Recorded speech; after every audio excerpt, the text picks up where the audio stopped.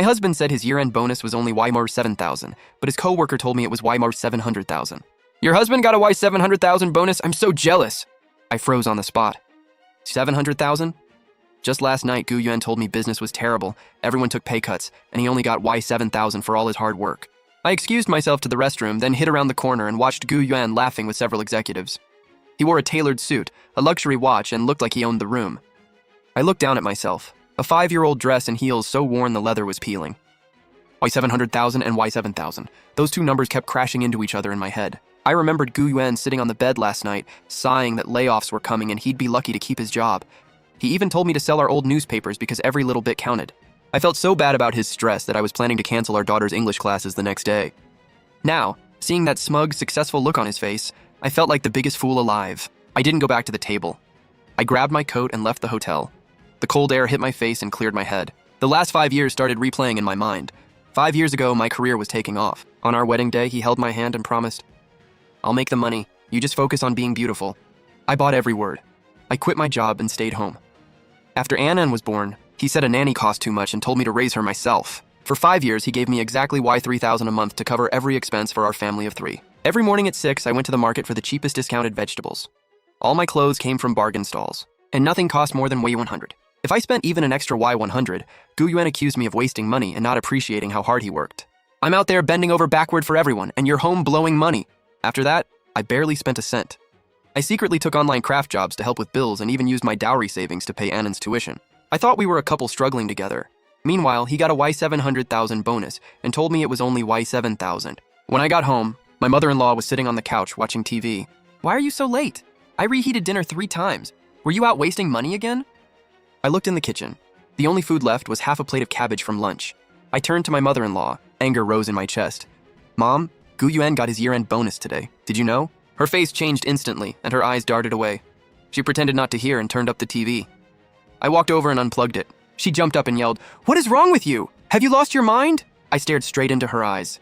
"Gu Yuan got Y-700,000. Did he tell you?" The panic on her face got worse. "What Y-700,000? He told me he only got Y-7,000 this year." That's what she said, but her fingers were shaking. She obsessed over money. If she really thought he'd only gotten Y-7,000, she would have been beside herself. So she already knew the real amount and had been helping him lie to me. I ignored her and went into the bedroom. My daughter Annan was doing her homework. When she saw me, she looked up and gave me the sweetest smile. Annan was 5, but she was still wearing hand-me-downs our neighbor gave us last year. I stroked her hair, and my heart ached. "Mommy, Daddy said he'd take me to an amusement park for New Year. Is that true?" I fought back tears. I sat beside her. "Daddy didn't make much money this year, so we might not be able to go. How about the park instead?" Annan lowered her head without complaining, twisting the hem of her shirt as the light slowly faded from her eyes. "It's okay, Mommy. I won't go. I'll give Daddy all my New Year money so he doesn't have to work so hard." Her words cut straight through me. Gu Yuan hadn't just lied to me. He'd robbed our daughter of the childhood she deserved. He had Y-700,000 to enjoy himself outside, yet his own daughter wore secondhand clothes. I clenched my fist and swore I'd find out where the money went. At 11 p.m., I heard the front door unlock. Gu Yuan walked into the bedroom reeking of alcohol. He paused when he saw me sitting on the bed, then smiled and tried to hug me. I moved away. "Babe, I'm exhausted. The bosses kept making me drink tonight." I looked at him coldly. My eyes landed on a faint lipstick stain on his collar. I forced down my anger. "What did your bosses say at the party? Was the bonus really only Y-7,000? Gu Yuan put on a miserable face. "Don't even ask. Massive layoffs are coming. I might not even get the full Y-7,000. He pulled out his phone and showed me a fake screenshot of his pay statement.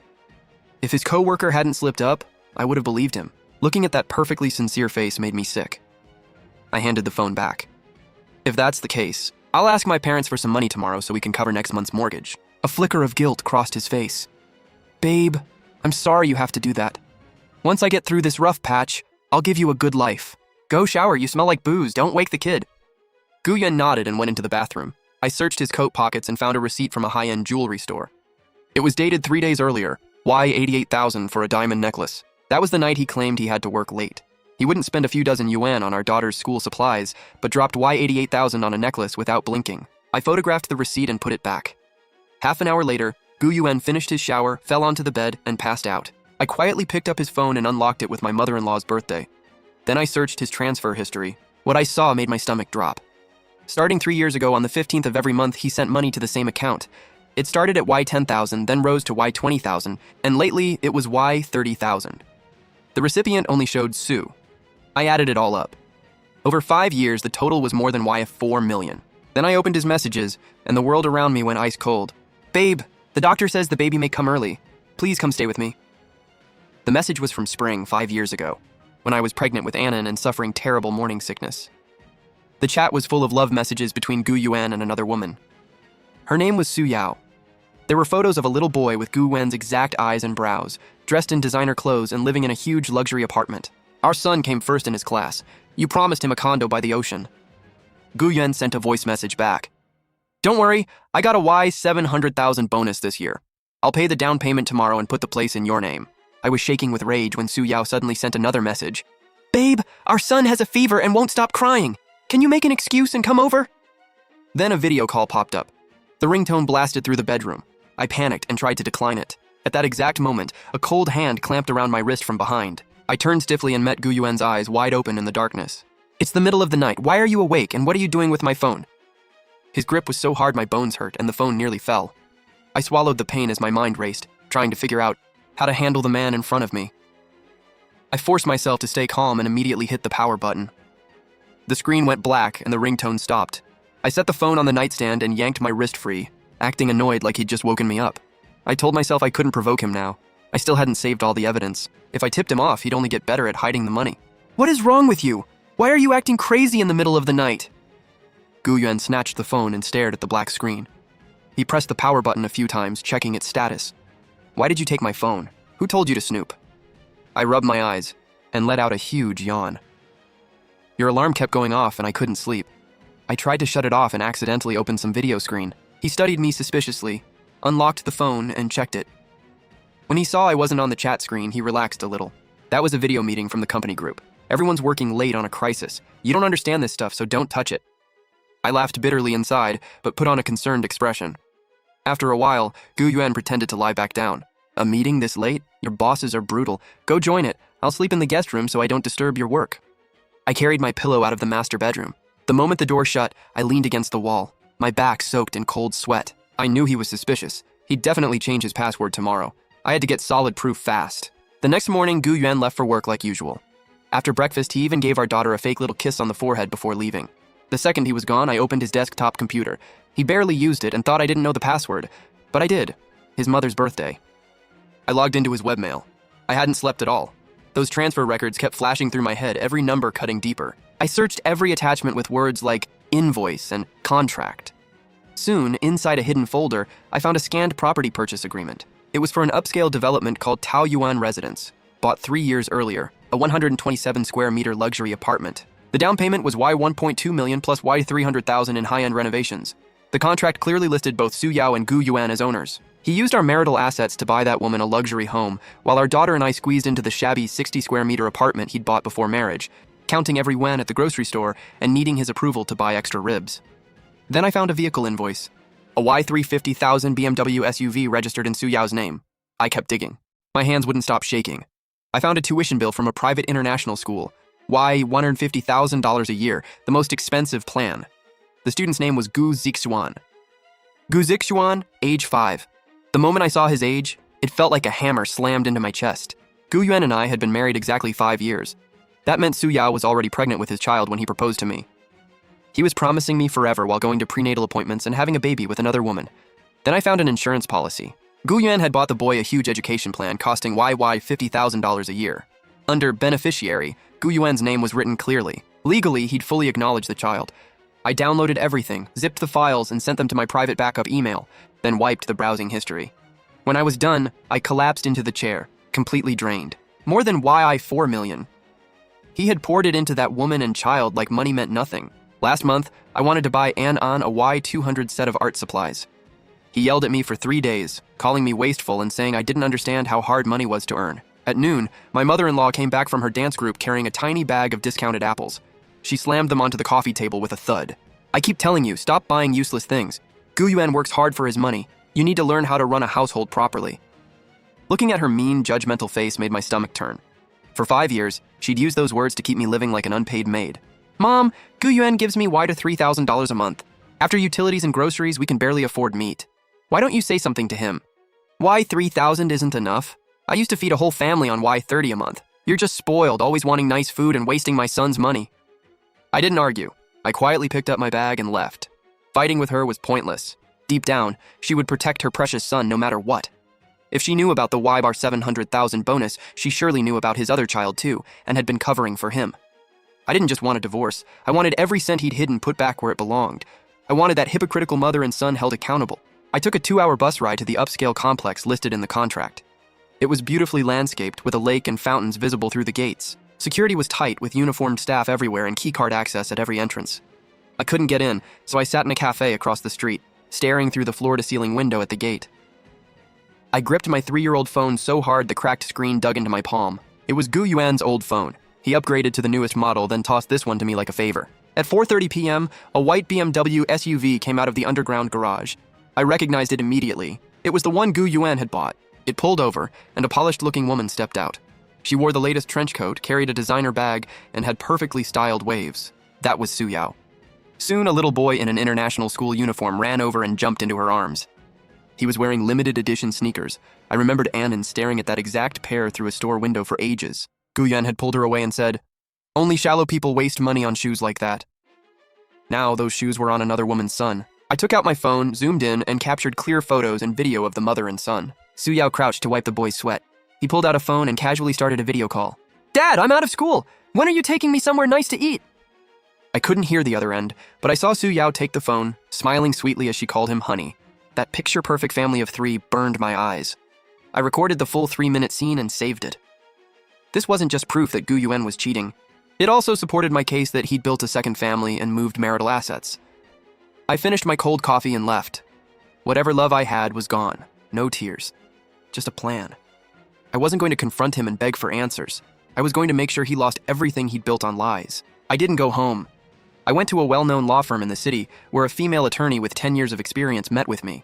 I showed her the transfer records, the property contract, the vehicle invoice, and the video I'd recorded that day. The attorney adjusted her glasses and grew serious as she reviewed the files.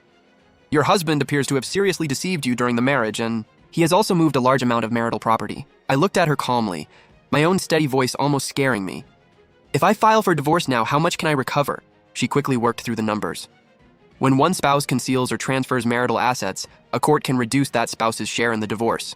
You may be able to recover the more than $4 million transferred to the third party and seek a very favorable property division. I took a deep breath, my palms soaked with sweat. "What do I need to do? Just tell me." The attorney closed the folder and pushed the evidence back to me. "You already have a strong case, but to make it more solid, try to get his company's financial records showing his real income, so he can't manipulate company accounts or hide more money." She explained that executives at Gu Yuan's level often don't receive all their income directly through payroll. They may have separate reimbursement accounts, or other compensation routed through company expenses. If I sued using only the transfer records from his payment app, he could simply claim they were legitimate business transactions or loans. I thanked the attorney and left. Getting internal financial records wouldn't be easy. Gu Yuan was a senior executive and extremely cautious. Luckily, I'd spent years in the corporate world myself. I knew enough to understand where the paper trail might be. I thought about the coworker's wife I'd met at the party. She'd mentioned the Y 700,000 bonus without hesitation, which meant Gu Yuan's real income was no secret among senior staff. I needed someone who could help me verify the numbers. I opened my contacts and found a name I hadn't called in years, Ms. Li. Ms. Li used to oversee finance at Gu Yuan's company and had introduced us years ago. After Gu Yuan was promoted, he pushed her aside for being too outspoken, and she had resented him ever since. I called Ms. Li and asked her to lunch the next day. The enemy of my enemy might be my ally. If I showed her enough red flags, maybe she'd help. That evening, Gu Yuan came home with a tiny cake, something he almost never did. He changed his shoes, smiled, and handed it to Annan. "Daddy got a little project bonus today, so I bought you a cake." I took it. It was a cheap fruit cake barely bigger than my palm. The frosting had already gone stiff, obviously a marked-down cake near its sell-by date. But Annan held it like treasure and carefully cut it. She even saved the single strawberry on top because she wanted me to have it. Annan happily thanked him. My mother-in-law rolled her eyes and sneered from the side. "Your dad is too soft. That money should be going toward the mortgage. All you think about is food, just like your mother. Wasteful." Looking at Gu Yuan's fake, generous face made me nauseous. He bought the other boy an ocean view condo, while his own daughter got a cheap, discounted cake. And he still wanted credit for being a great dad. I swallowed my disgust and wiped frosting from Annan's mouth. "Thanks, honey. I knew you still cared about this family." Gu Yuan looked pleased. He sat on the couch and started complaining about work. "The company's been auditing everything lately, and my department's budget got cut in half. We're going to have to tighten the household budget even more." I cleaned the table and played the obedient wife. No problem. Tomorrow I'll cancel our current internet plan and switch to a cheaper one. Every little bit helps. Gu Yuan nodded, clearly enjoying how compliant I seemed. Once he went to shower, I walked to the entryway and checked the briefcase he'd brought home. He was usually careful and never kept anything important in it, but today the bag looked fuller than usual. I unzipped the innermost compartment and felt a small hard box. Inside was a beautiful solid gold longevity pendant for a child. 2 characters were engraved on the back. Zixuan. He had actually brought home a gift for that boy. Gu Zixuan's 5th birthday was next Tuesday. This was obviously his birthday present. The gold pendant was heavy, but in my hand it felt red hot. I gave a bitter laugh, pulled out my phone, and photographed both sides, along with the jewelry store logo on the box. Then, I put everything back exactly as I found it and zipped the compartment. Just as I pulled my hand away, the bathroom door opened. Gu Yuan stood there in a towel, staring at me coldly. "What are you digging through?" My heart skipped. My palms were sweating. I turned around holding a crumpled piece of trash from his coat pocket. "I saw a stain on your bag and was looking for a wipe. Why? Is there something in there I'm not supposed to see?" Gu Yuan strode over and snatched the briefcase away, panic and hostility flashing in his eyes. "No. From now on, keep your hands off my things." Watching how nervous he was, I knew exactly what I would do next. My mother-in-law's 60th birthday was the following week, and if he cared this much about that boy, I was going to give them a birthday surprise they would never forget. The bathroom door shut, and I heard the water running. I sat on the edge of the bed and thought back to our wedding day. Gu Yuan had stood there holding my hand, promising in front of everyone to take care of me forever. He said the corporate world was too hard and asked me to quit, promising he'd protect me. I believed him. I handed in my resignation, cleared out my desk, and became a full-time homemaker. He was still considerate during our first year of marriage, but everything changed after Anand was born. He said he needed money for networking and promotions, then took complete control of our finances. He gave me a fixed monthly allowance, cutting it from Y7,000 to Y3,000. He said business was bad and asked me to be understanding. I believed him again and pinched every penny. I only shopped after 8 p.m. for discounted vegetables, bought the cheapest pork, and stopped buying skincare completely. Years of dishes and scrubbing floors made my hands rough. I never complained. I thought this was simply what marriage looked like, that every family lived this way. When Anand was 3, she pointed at an amusement park on TV and said she wanted to see the princesses. I told Gu Yuan. He immediately frowned, said tickets were too expensive and kids forget everything anyway, then told me to take her downstairs to the free park to play in the dirt. I felt guilty, so I secretly took a data entry side job. I worked late for 3 months, saved $1,000, and bought 2 tickets. When Gu Yuan found out, he didn't praise me. He yelled at me all day, said I was teaching our child to be materialistic, and said I should have spent the money on a decent shirt for him. I cried all night and apologized to him. Now I finally knew the truth. He was never poor. That same month, he sent Suya $30,000 and paid $150,000 a year for that boy's school. Every weekend, the boy played at expensive amusement centers. My daughter wore other people's cast-offs. This wasn't poverty. It was deliberate cruelty. He drained our lives to fund his other family. I sat beside the bed until sunrise without shedding a tear. Tears wouldn't fix this. I was going to make sure he faced the consequences. The next morning, Gu Yuan left for work. I dropped Anand at school, took the subway downtown, and found a noodle shop behind his office building. I sat in the corner and waited. 10 minutes later, Ms. Lee walked in. She was 45 and looked exhausted. She used to run finance at the company. After Gu Yuan rose through the ranks, he built his own circle and pushed her into a dead-end role. Now she only did basic data entry. I ordered 2 bowls of beef noodles and slid one toward her. "What's so urgent? I still have reports to finish." I got straight to the point and showed her photos of the transfers and gold pendant. "Ms. Lee, I know what Gu Yuan's been doing. He has another woman, and I'm divorcing him." Ms. Lee put down her chopsticks, stared at the screen for a moment, then gave a cold laugh. I knew he was trouble. At work, he acts like a saint, but behind the scenes, his accounts are a mess. I need proof that he used company reimbursements to fake expenses. I know you must have records. Ms. Lee hesitated and looked around the restaurant. "That's confidential company information. If they trace it back to me, I could lose my job. He runs that place like his own kingdom. Do you really want to sit in that dead-end job until retirement? Give me the proof. I won't drag you into this. I just want the court to hold him accountable." Ms. Lee took a sip of water and thought for a long time. Finally, she opened her shoulder bag, pulled out a black USB drive, and placed it on the table. This has his real salary records for the last 3 years and the internal year-end bonus ledger. I also organized the $100,000 a month he claimed through several fake vendors. I took the USB drive, thanked Ms. Lee, paid for the noodles, and stepped into the alley. The sunlight was blinding, and for the first time in years, I felt strong. Then I went to the biggest supermarket in the city and bought fresh sea bass, the best ribs, and a bottle of red wine. I spent $400 in total. I went home and started cooking. I cleaned the fish, chopped the ribs, and soon the kitchen smelled like real food again.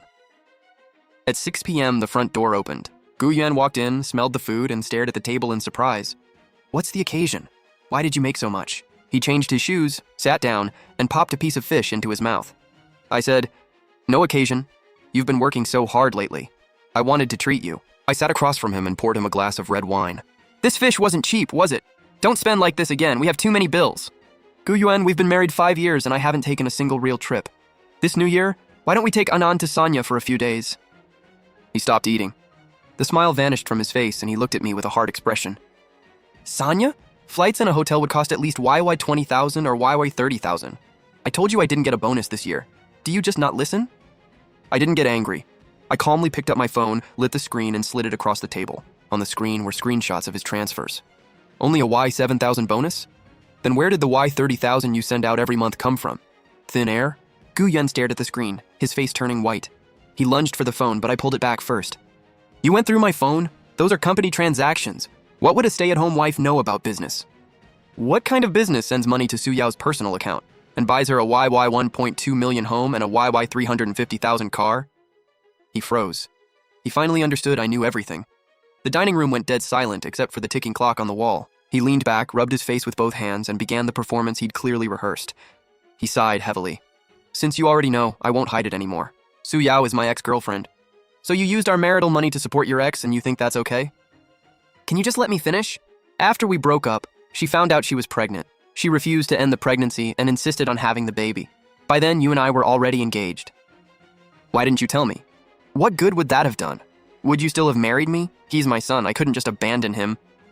I looked at the man in front of me and felt sick. He somehow made betrayal sound noble. He's your child. Isn't Annan your child too? You spent millions on that boy. Have you ever bought Annan a single piece of clothing worth more than YB50? Haven't I treated you and Annan well enough? You live in this apartment without paying a cent in rent. I give you spending money every month. You don't have to go out and answer to a boss. What more do you want? You made me live like a beggar. You call that treating me well? Lin Xiao, don't push your luck. Men sometimes fool around outside. It happens. I never planned to divorce you. This is still your home.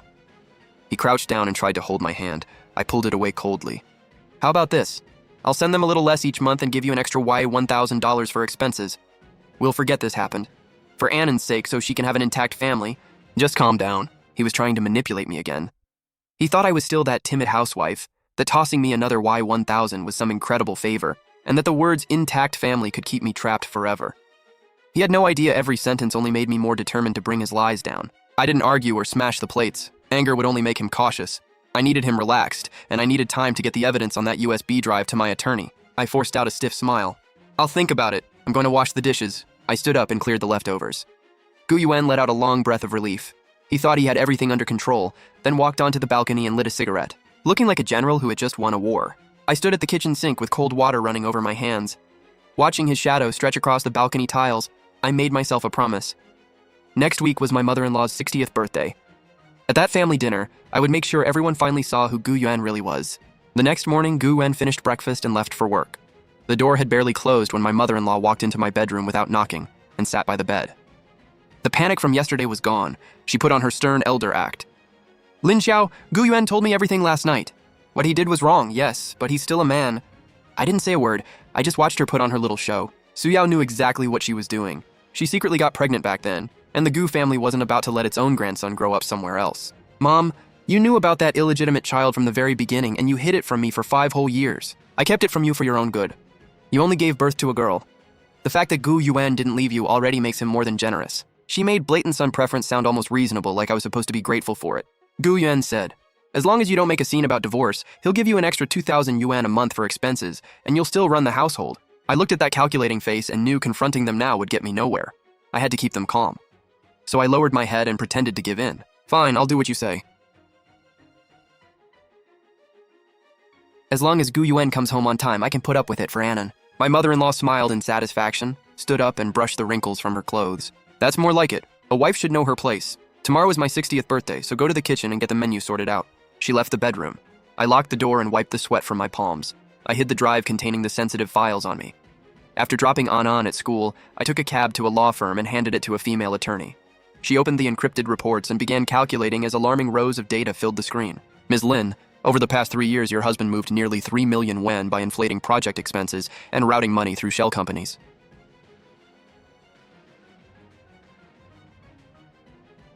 I stared at money that should have been marital property, all flowing into Su Yao's account. Add the house and car he'd paid for in full, and he'd moved more than 5 million yuan. I took a deep breath and forced myself to stay calm. Can this money trail prove marital fraud and the illegal transfer of assets? The attorney nodded. The evidence chain is solid and the money trail is clear. Once we submit this in court, he could lose his claim to the marital assets, and that apartment could be recovered too. I took back the thick evidence file and locked it in my safe. Gu Yuan hadn't just moved assets. His company accounts had serious problems too. I wanted the truth to catch up with him. The attorney started drafting the divorce complaint and asset preservation request. After leaving the firm, I went to 2 different banks. I moved my personal savings and the money I'd brought into the marriage into a secure account under my mother's name. I canceled every supplementary credit card tied to Gu Yuan and cut off any chance of him running up debt in my name. By noon, I'd finished separating my finances. Then I went to an electronics mall, bought a tiny voice recorder, clipped it inside my coat, and prepared for whatever came next. At noon, I got home. My mother-in-law was out playing cards, so I was alone. The doorbell rang. I opened the door and found Su Yao outside, carrying a limited edition designer bag and drenched in expensive perfume. The sharp perfume filled my cramped, shabby living room. She didn't wait to be invited in. She pushed past me and walked straight inside. Ms. Lin, this place is tiny. You don't even have a decent sofa. Must be rough living like this. She looked around with open contempt. I shut the door and quietly switched on the recorder in my pocket. What are you doing here? You're not welcome. Su Yao walked to the dining table, pulled a polished red jewelry box from her designer bag, and opened it. Inside was a solid gold longevity pendant engraved with Zixuan's name. Gu Yuan bought this for his son's birthday yesterday. He spent all last night with us and he said he doesn't love you at all. I looked at the gold pendant and felt nothing. If anything, her little attempt to provoke me felt embarrassingly cheap. If he doesn't love me, why doesn't he divorce me? Why does he still come home every day and pretend everything's fine? My question caught Su Yao off guard. Her expression immediately soured. Because he's too soft-hearted. He thinks you're just a worn-out housewife who can only cook, and that you wouldn't last a day without him. Keeping you around is charity. I walked to the water dispenser and poured myself a glass. I didn't offer her any. Does spending another woman's husband's money and living in a home he bought make you feel accomplished? Su Yao lifted her chin. A man spends money on the woman he chooses. That's what makes her the winner. That 1.2 million yuan luxury condo is in my name. You could never afford a place like it. That was exactly what I'd been waiting for. I now had a clear recording of her admitting she'd received major assets from him. You really think putting your name on the deed makes that apartment yours? Su Yao froze. She clearly didn't understand marital property law. She thought her name on the deed made the place untouchable. Stop bluffing. Gu Yuan promised me he'll kick you out soon and then I'll be the real Mrs. Gu. I took a sip of water, walked to the front door and pulled it open. Finished? Then get out, and don't dirty my floor on the way. Su Yao stormed out, heels clicking down the hall and glared back at me. I shut the door, saved the recording, and backed it up to my computer. With the bank records and video, I now had evidence that could bring their story crashing down. At 2 p.m., my mother-in-law returned from cards with a long guest list. She ordered me to call every guest and confirm attendance. Lin Xiao, all the relatives from back home are coming. Go buy several cartons of good cigarettes and 2 cases of decent liquor. Pay for it out of your household allowance. She wanted a flashy birthday banquet and planned to drain my last bit of money too. I didn't argue. I took the list and went straight to the 5-star hotel Gu Yuan had booked. I found the banquet manager, claimed I was his assistant, and asked to test the ballroom screen. The manager turned on the giant display, and I plugged in my prepared drive. A clear image appeared instantly. I tested the video playback and the sound. Everything worked perfectly. I unplugged the drive, thanked the manager, and left. Then I went to a copy shop and made 100 copies of the bank records and purchase contracts. I packed them into a black tote. Tomorrow, every guest would get a copy. I wanted to leave them no room to talk their way out of this. At 5 p.m., Gu Yuan came home from work in a great mood, carrying 2 beautifully wrapped boxes of health supplements. He set them on the table. Tomorrow is my mom's 60th birthday. I booked the hotel's main ballroom. Relatives, friends, and my company executives will all be there. He said it while taking off his suit jacket, like he was giving me instructions. Dress properly tomorrow. Stop looking so cheap all the time. Don't embarrass me. I stared at his self-righteous face. To protect his image as the perfect husband and son, he spent big on this banquet. He wanted everyone to see how successful and devoted he was. Don't worry. Tomorrow I'll dress very well. I definitely won't embarrass you. Gu Yuan nodded, pleased, and went to shower. I returned to the bedroom and pulled a dusty storage box from the bottom of the closet. Inside was a white business suit, my favorite power outfit from 5 years ago when I was a sales manager at a multinational. I took it out and pressed every wrinkle flat.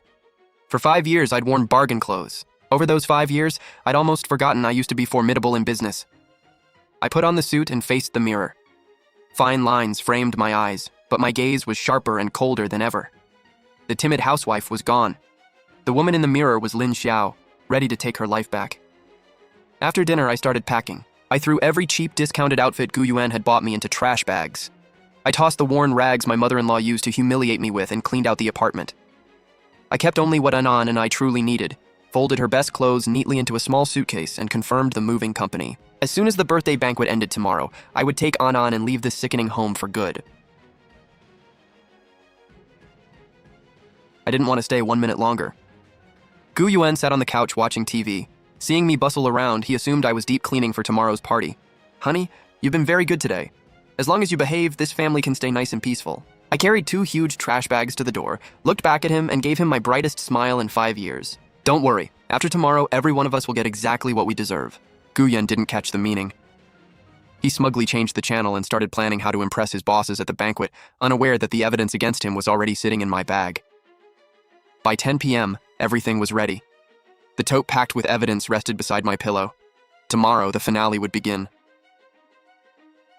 That glittering ballroom would become the stage for Gu Yuan and his mother's public downfall.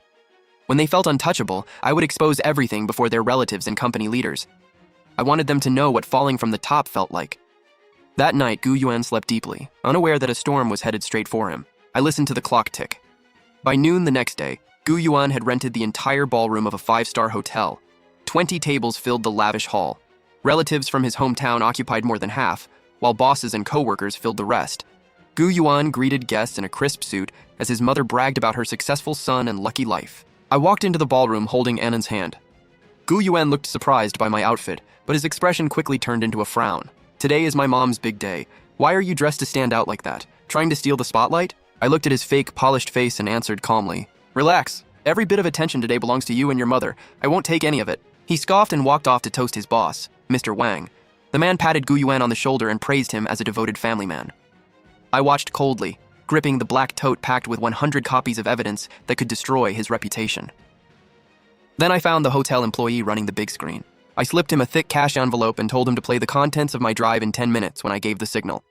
He accepted it and nodded knowingly. The banquet began. The lights dimmed, and a spotlight hit the center of the stage. Gu Yuan walked on stage with a microphone and a warm, emotional smile. He thanked the guests, then started talking about how hard his mother had worked to raise him. My mom had it hard raising me. Everything I've achieved today is because she supported me. The relatives applauded and praised him as a wonderful son. His mother sat at the main table, dabbing proud tears from her eyes. Then Gu Yuan changed direction and looked toward me in the corner. I also want to thank my wife, Lin Xiao. For the past 5 years, she gave up her career to raise our child, run our home carefully, and quietly support my work. He poured on the emotion, selling himself as the perfect husband. A few female co-workers looked at me with envy. I felt sick. He had used the money I'd saved penny by penny to support another woman, and now he was using me as a prop for his image. He had built his halo on top of everything I'd sacrificed. This time I didn't lower my head and play along. I stood, picked up the black tote, and walked toward the stage. Gu Yuan thought I was joining his happy couple routine. He smiled and held out his hand, expecting applause. I walked past him to the control station and gave the hotel employee the signal. The sentimental music stopped. The giant screen lit up. Everyone looked up, expecting a birthday presentation. Instead, it showed the entrance to Taoyuan residences. In the clear video, Su Yao wore designer clothes and held a boy in an international school uniform. He called out, "Dad!" while Su Yao called Gu Yuan honey and poured on sickly sweet affection. The ballroom went dead silent. Every eye locked onto the screen. Gu Yuan's face drained white as he spun around and froze. His mother's chopstick slipped to the floor, her eyes wide and hands shaking. Mr. Wang frowned and set down his wine glass. The relatives began whispering and pointing. Gu Yuan finally snapped out of it and charged toward the control station, desperate to yank out the drive. Turn it off! Turn it off right now! Who's behind this stupid prank?" I shoved him back and planted myself in front of the controls. This isn't a prank. This is the son you've been raising in secret for 5 years with that 700,000 yuan company bonus.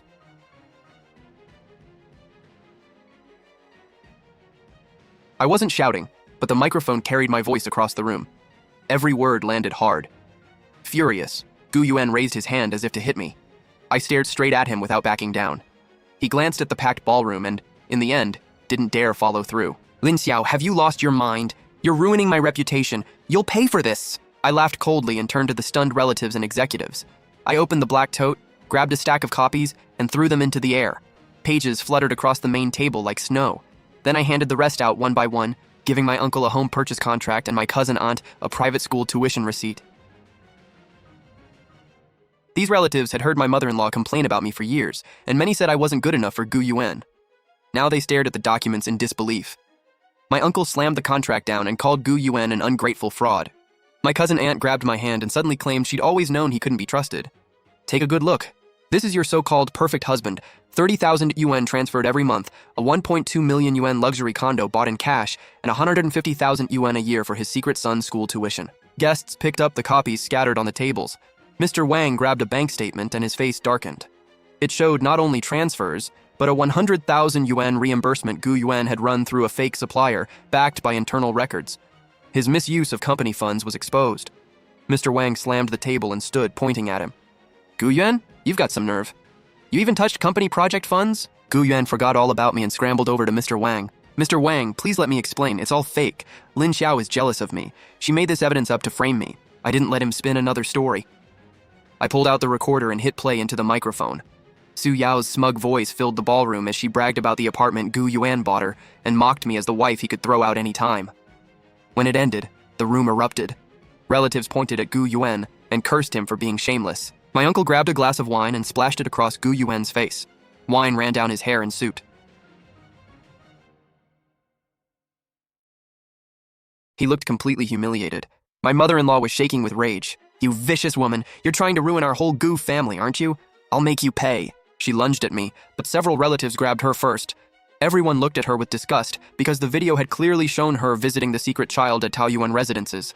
All her talk about struggling and saving had been part of helping her son deceive me.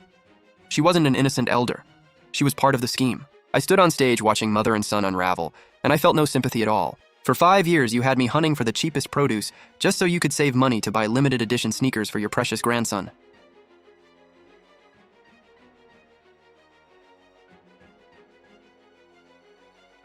You really worked hard keeping up that act, didn't you? Exposed in front of everyone, my mother-in-law went pale and fainted in her chair.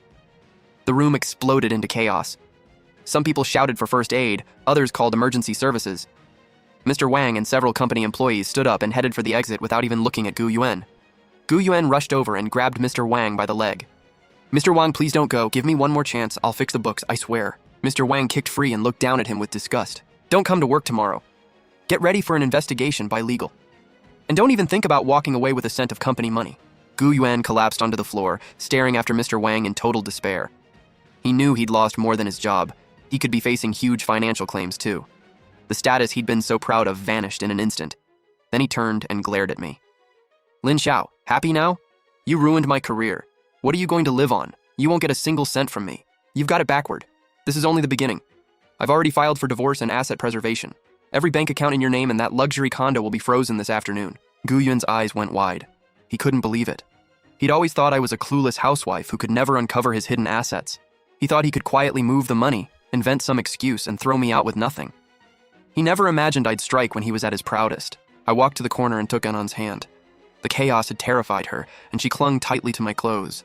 I stroked her hair and gave her a reassuring look. Anan, don't be scared. Mom's taking you away from this awful place. We're going to a new home. I walked out of the 5-star hotel with my daughter without looking back. Behind us came my mother-in-law's sobbing and the relatives' accusations. Their celebration had become their disaster, and it had nothing to do with me anymore. I hailed a taxi to the apartment I'd rented, then sent Su Yao the video of the ballroom meltdown. I knew Gu Yuan's downfall would hit her hard. The luxury condo was about to be sealed, and the man she treated like an unlimited credit card was finished. Then my phone buzzed. My attorney said the court had accepted our case and frozen all of Gu Yuan's assets. Their fantasy was over. I knew Gu Yuan wouldn't give up quietly. He'd try to turn the case against me. If he could falsify accounts to protect that money, he'd invent even worse excuses in court just to stall. I wanted to see what he tried next. The banquet had destroyed the life he'd built. That night, Anand and I moved into the 2-bedroom apartment I'd rented. The new place wasn't big, but it was spotless. I put on fresh sheets and set Anand's drawing board on the sunniest balcony. At last, we didn't have to live by anyone else's mood. Meanwhile, Gu Yuan's world was collapsing. Early the next morning, company staff escorted him straight out of the office building. Mr. Wang suspended him. The legal team and outside auditors began reviewing every project he'd handled. The shell companies he'd used were uncovered almost overnight. He faced massive financial liability, lost his career and all income, and had every bank account frozen. He couldn't even afford a lawyer and started running around in panic. He came to my apartment complex to corner me and tried to use Annan to pressure me into lifting the asset freeze, but he couldn't even get through the gate. I'd already warned the building staff. Several large security guards blocked him outside. He shouted like a maniac and made a scene on the pavement, with none of his old executive polish left. I watched him from an upstairs window, felt nothing, and closed the curtains. Gu Yuan had it bad, but Su Yao had it worse. A court seizure notice was posted on the condo, and officers gave her 3 days to leave. The home was suspected marital property Gu Yuan had improperly transferred, pending the final ruling. Su Yao fell apart at the seal. She was used to living like a wealthy socialite and couldn't accept that she might lose everything. She called Gu Yuan over and over, but his phone stayed off.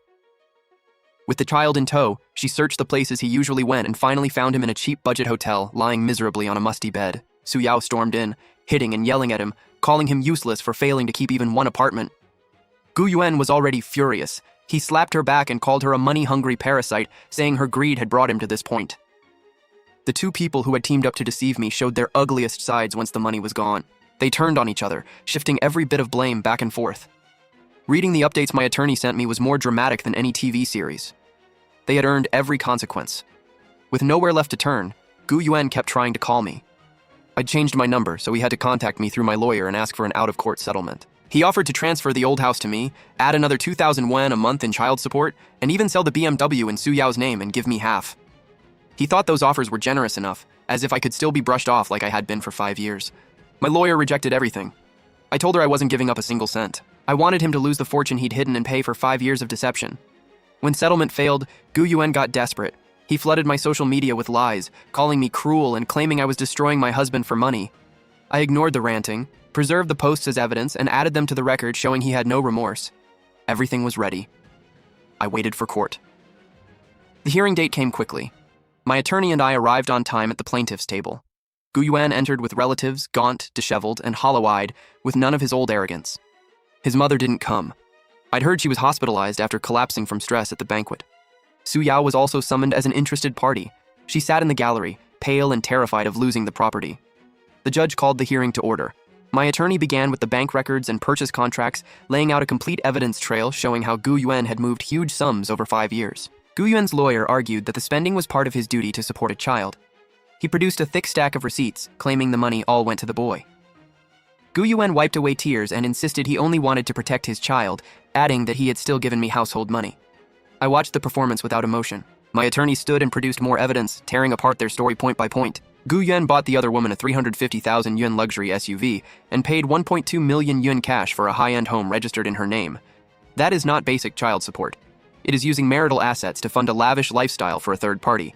This is deliberate deception and improper transfer of marital property. Gu Yuan tried again, claiming he still owned half of the apartment.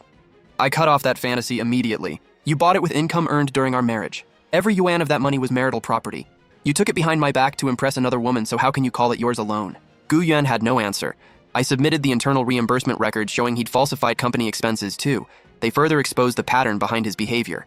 After 2 hours of examining the evidence, the judge called a 15-minute recess. Gu Yuan rushed toward the plaintiff's table. Honey, I know I was wrong. Please, for Annan's sake, let me off this once. He tried to use our daughter to pull at my sympathy. I yanked my hand away. You ended up here because of your own greed. You don't get to use Annan's name now. The court found Gu Yuan seriously at fault for improperly transferring marital assets. I was awarded custody of Annan. Gu Yuan lost his claim to the disputed assets, and the old house he'd bought before marriage was awarded to me. His transfers to Su Yao were ruled invalid gifts, and she was ordered to return the condo and BMW. Gu Yuan was left with almost nothing, and huge compensation claims from his company. Outside the courthouse, the sunlight felt unusually bright, as if a 5-year weight had finally lifted from my chest. Gu Yuan stumbled out looking empty and broken. Then Su Yao blocked his path.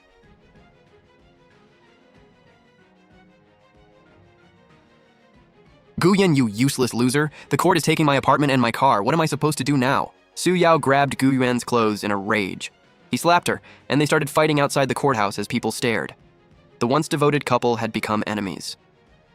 I watched briefly, then walked to my taxi. Early the next morning, I returned to Taoyuan residences with court enforcement officers to recover the luxury condo. Su Yao blocked the doorway, refused to hand over the keys, and sat on the floor making a scene. This is my home! Nobody is throwing me out! The enforcement officers didn't argue. They called a locksmith, opened the door, and inventoried the assets. Su Yao's designer bags and expensive cosmetics went into boxes, and 2 female staff escorted her outside. The BMW was towed from the garage. The assets would go to judicial auction, with proceeds applied toward what she owed me. Su Yao sat on the curb, sobbing as she watched the BMW disappear on the tow truck. She tried to rush after it, but staff held her back. The little boy beside her was crying too, with none of the spoiled confidence he'd shown in the video.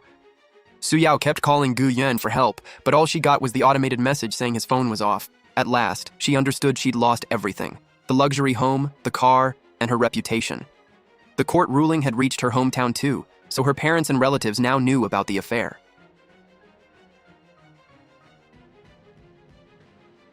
She couldn't stay in the city anymore. She took the child and bought the cheapest hard-seat train ticket back to the remote county she'd once tried to escape. That was the price of chasing appearances. Gu Yuan fared even worse. His company's legal team collected evidence of false accounting and misuse of funds, then turned the case over to police. Police arrested Gu Yuan at a cheap internet cafe. With more than 1 million yuan involved, he faced years behind bars. His mother's village life fell apart too. She had spent years boasting that her son was a big-shot businessman. Now everyone knew he'd been arrested and that she'd helped him maintain the affair. The whole village talked about her.